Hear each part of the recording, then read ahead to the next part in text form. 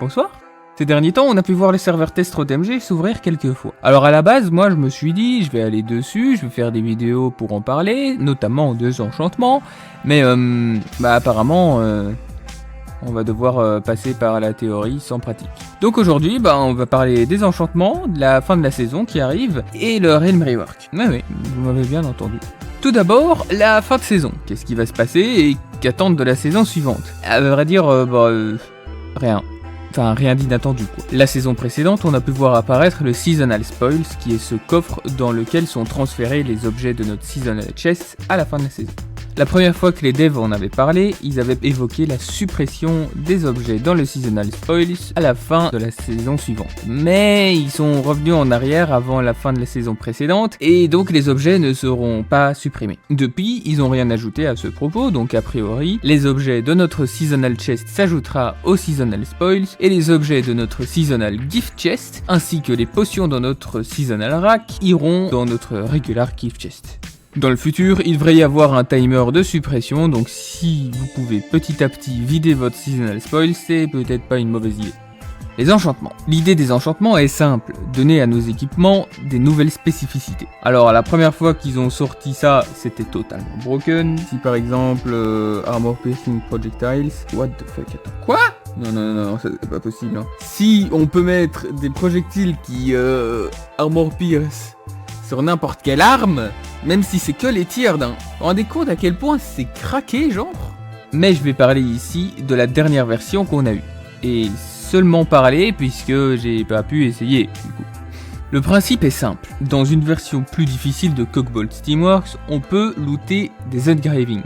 On utilise ces engravings pour améliorer un objet en utilisant de la poussière qui nous servira de monnaie. Et la poussière s'obtient dans les donjons d'exaltation.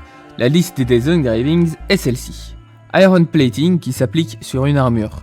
Ça augmente la défense et ajoute un soin qui fait effet quand on se fait toucher.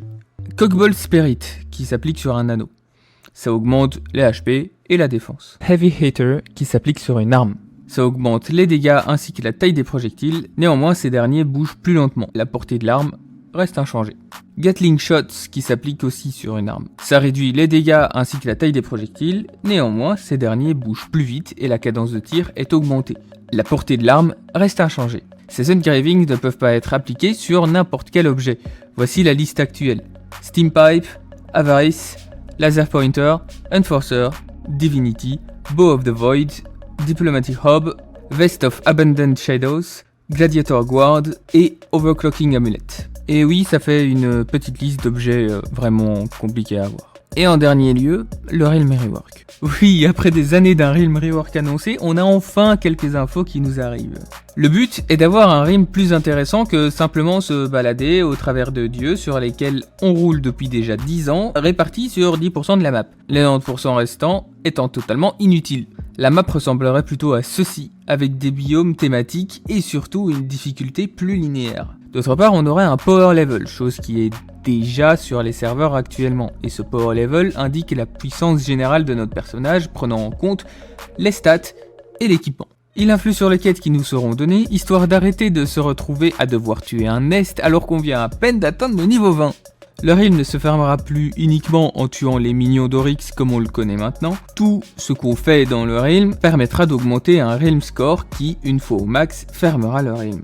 Néanmoins, tuer les minions d'Oryx augmentera beaucoup plus ce score. Pour chaque biome, un thème, et qui dit thème dit UT, donc UT de biome.